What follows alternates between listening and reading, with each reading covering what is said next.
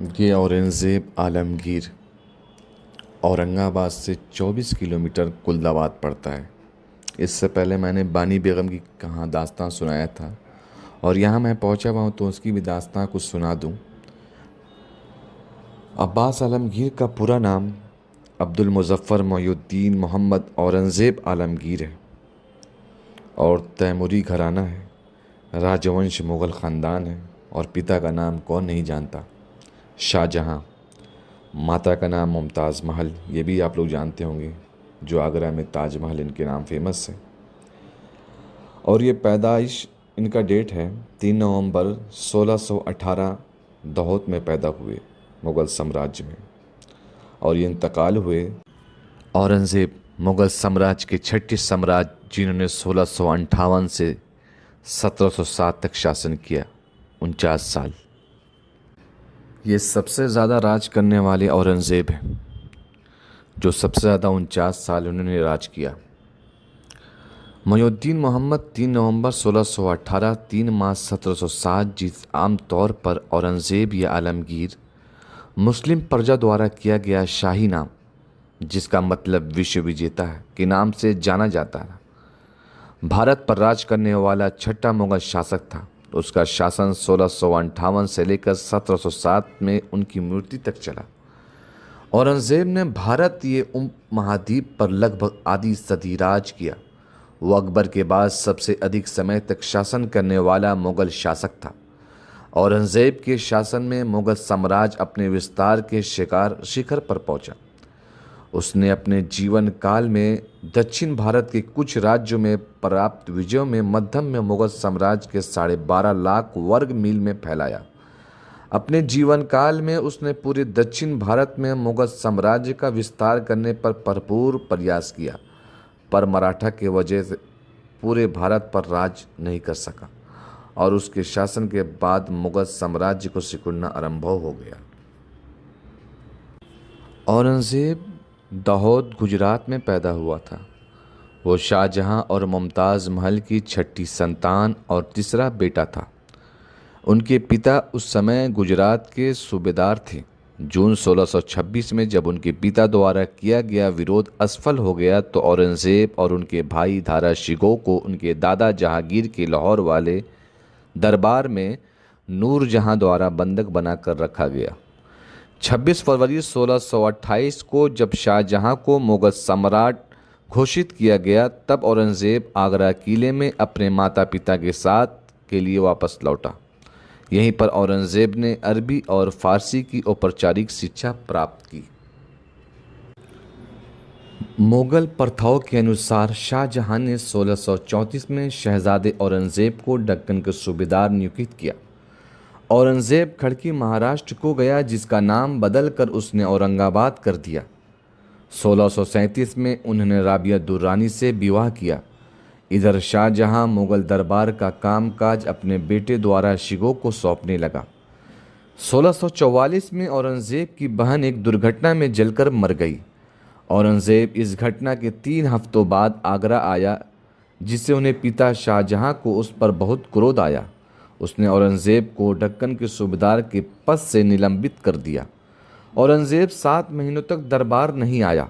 बाद में शाहजहाँ ने उसे गुजरात का सूबेदार बना दिया। औरंगज़ेब ने सुचारू रूप से शासन किया और इसका परिणाम भी मिला। उसे बदशान, उत्तरी अफ़गानिस्तान और बल्ख अफ़गान उज़्ज़ेब क्षेत्र का सूबेदार बना दिया गया। इसके बाद उन्होंने मुल्तान और सिंध का भी सूबेदार बनाया गया। इस दौरान वो फ्रांस के सवादियों के कंधार पर लड़ते रहे। उन्हें पराजय के अलावा और कुछ मिला तो वो था उनके पिता की उपेक्षा। 1652 में उन्हें दक्कन के सूबेदार पुनः बनाया गया और उन्हें गोलकोंडा और बीजापुर के विरुद्ध लड़ाइयाँ की और निर्माण क्षण पर शाहजहाँ ने सेना को वापस बुला ली। इससे औरंगज़ेब को बहुत ठेस पहुंची, क्योंकि शाहजहाँ ऐसे उनके भाई दारा शिकोह को कहने पर कर रहे थे। मुग़ल काल में दरबार की आधिकारिक लेखन भाषा फ़ारसी थी, लेकिन औरंगज़ेब का शासन आने से पहले ही शासक से लेकर दरबारियों तक के बीच प्रचलित भाषा हिंदी उर्दू हो चुकी थी। इस औरंगज़ेब के उस पत्र से भी समझा जा सकता था जो उन्होंने अपने 47 वर्ष बेटे आजम शाह को लिखा था। शासक ने अपने बेटे को एक किला भेंट किया था। ये औरंगज़ेब की कब्र है। सादगी और सिंपल सा बनाया हुआ है ये कब्र आप देख रहे हैं। औरंगज़ेब के अंतिम समय में दक्षिण में मराठों का जोर बहुत बढ़ गया था। उन्हें दबाने में शाही सेना को सफलता नहीं मिल रही थी। इसलिए सन 1683 में औरंगज़ेब सेना लेकर दक्षिण गए और राजधानी से दूर रहते हुए अपने शासनकाल के लगभग अंतिम 25 वर्ष तक उसकी अभियान में रहे। 50 वर्ष तक शासन करने के बाद उनकी मृत्यु दक्षिण के अहमदनगर में 3 मार्च सन 1707 ईस्वी में हो गई। दौलताबाद में स्थित हज़रत बुरहानुद्दीन के कब्र के अहाते में उन्हें दफना दिया गया। उनकी निधि में इतने विरोधी पैदा कर दिए जिसके कारण मुग़ल साम्राज्य का अंत ही हो गया। हालांकि औरंगज़ेब खुद को हिंदू का शहंशाह मानते थे। वो उनकी दौलत बहुत थी मगर ख़ुद के कब्र के बारे में उनके ख़यालात अलग थे। उन्होंने खुद कब्र के बारे में ऐसा लिखा था कि वो बहुत सीधी सादी बनाई जाए। उनकी कब्र औरंगाबाद ज़िले से 24 किलोमीटर दूर कुलदाबाद यहाँ पर मौजूद है कब्र। औरंगज़ेब से पहले बादशाह कौन थे? औरंगज़ेब से पहले किसकी सम्राट चलती थी? इससे पहले कौन बादशाह थे और कब हुए और कहाँ पैदा हुए, उसके बारे में आपको मैं बताता हूँ। मुग़ल साम्राज्य के पहले शहंशाह बाबर थे। बाबर की पैदाइश 14 फरवरी 1483 ईस्वी और 26 दिसंबर 1530 ईस्वी में मृत्यु हुई। बाबर का पूरा नाम ज़हीरुद्दीन मोहम्मद बाबर था। बाबर का जन्म भारतीय उपमहाद्वीप के मुग़ल साम्राज्य के शासक के रूप में हुआ था। वह अपने पिता और माता के तैमूर चंगेज़ खान के वंश थे। 20 अप्रैल 1526 से 26 दिसंबर 1530 तक बादशाहित रही। दूसरे मुग़ल सम्राट हुमायूं थे। हुमायूं का पूरा नाम नासिर अल-दीन मोहम्मद हुमायूं था।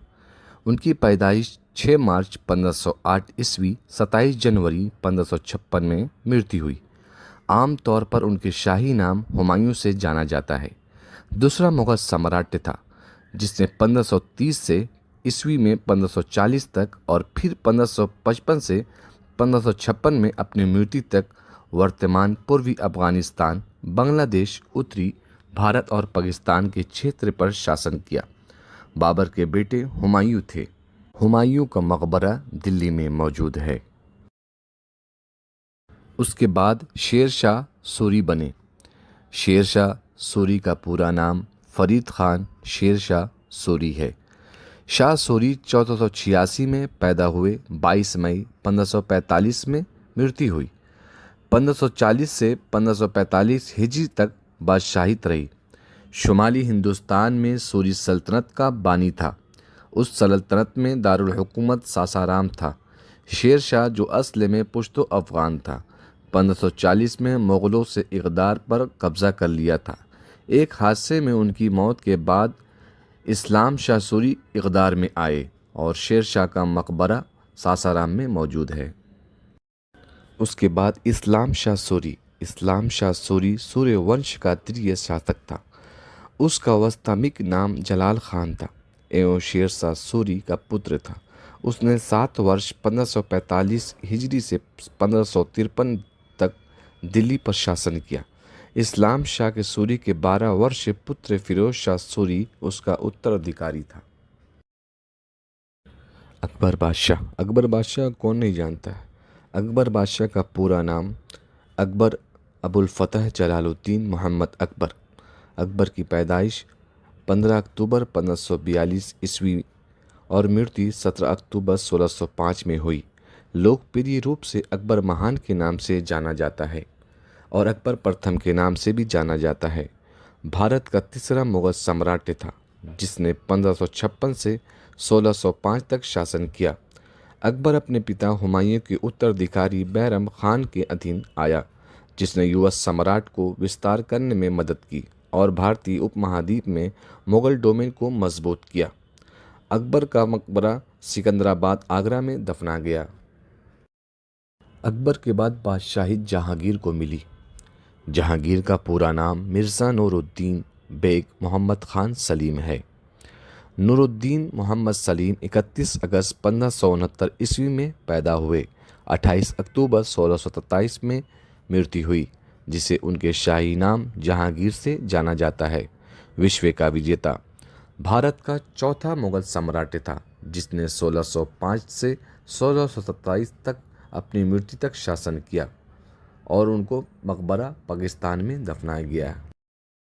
शाहजहां का नाम तो बहुत मशहूर है। शाहजहां 5वें मुग़ल बादशाह थे। शाहजहां अपने अदल व इंसाफ की वजह से बहुत मशहूर था, लेकिन तारीख़ में उनका नाम सिर्फ उस वजह से नहीं लिया जाता। शाहजहां का नाम एक ऐसे आशिक के तौर पर लिया जाता है जिसने अपनी अहलिया मुमताज़ बेगम के लिए दुनिया की सबसे खूबसूरत इमारत ताजमहल बनाया।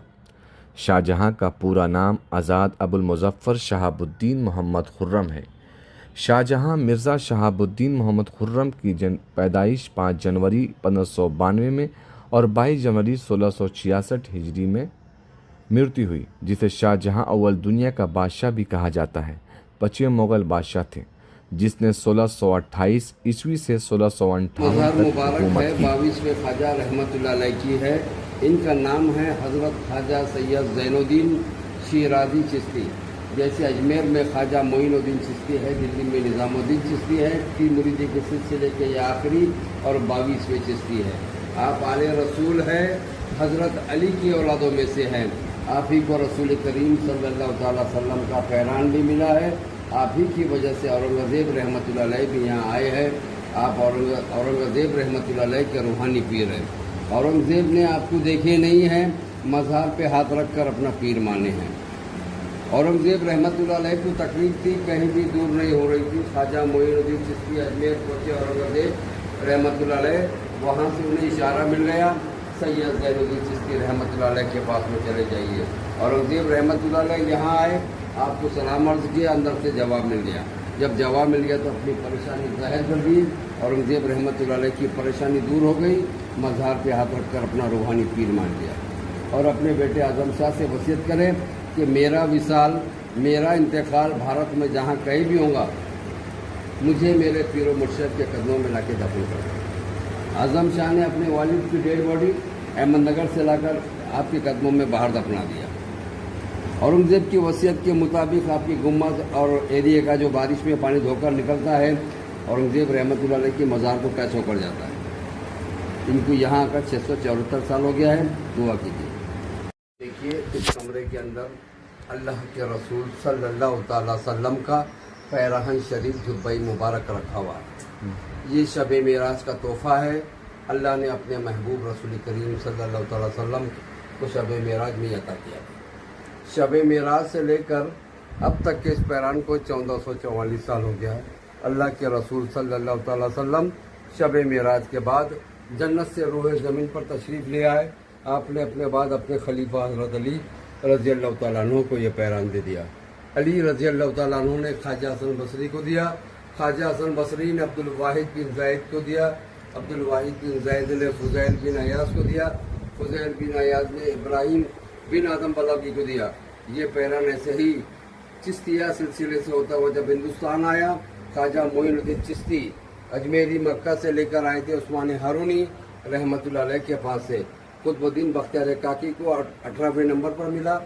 19वें नंबर पर फरीदुद्दीन गंजे शकर को मिला। 20वें नंबर पर महबूब इलाही निज़ामुद्दीन औलिया देहलवी को मिला। 21वें नंबर पर बुरहानुद्दीन गरीब रहमतुल्लाह अलैह को मिला और 22वें नंबर पर सैयद ज़ैनुद्दीन चिश्ती रहमतुल्लाह अलैह के पास में ये पैरान शरीफ इसलिए आके थम गया। ख्वाजा साहब चिश्तियाई सिलसिले के आखिरी चिश्ती है। चिश्तिया सिलसिला आप पर आके ख़त्म हुआ। ये पैरान शरीफ ता क़यामत तक के यहाँ रहेगा। इस पैरान की ज़ियारत बरस में एक ही दिन कराते हैं, ईद मिलादुन्नबी के दिन। हम लोग 11 रबीउल अव्वल इशा की नमाज के बाद में इस पैरान को कमरे से निकाल कर वो कांच में रख देते हैं। यहाँ पर 10 से 12 लाख पब्लिक ज़ियारत के लिए आती है। इंशाअल्लाह ताला आप भी आइए, आपको भी ज़ियारत हो जाएंगी।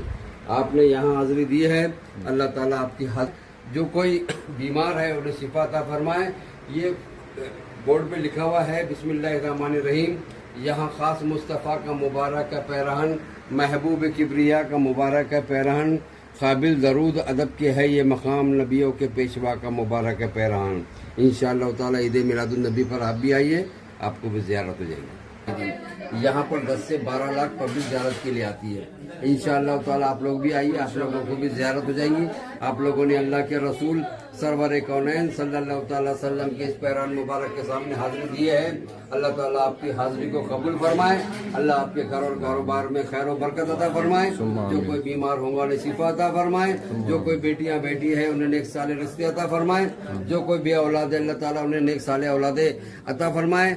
जो कोई बेरोजगार है अल्लाह ताला उन्हें हलाल की रोजी अता फरमाए। अल्लाह आप लोगों का यहाँ तक के आना जाना सफर इबादत में शुमार अता फरमाए। अल्लाह आप लोगों की जान और माल की हिफाजत करे। अल्लाह आप लोगों को हाजी बना दे। अल्लाह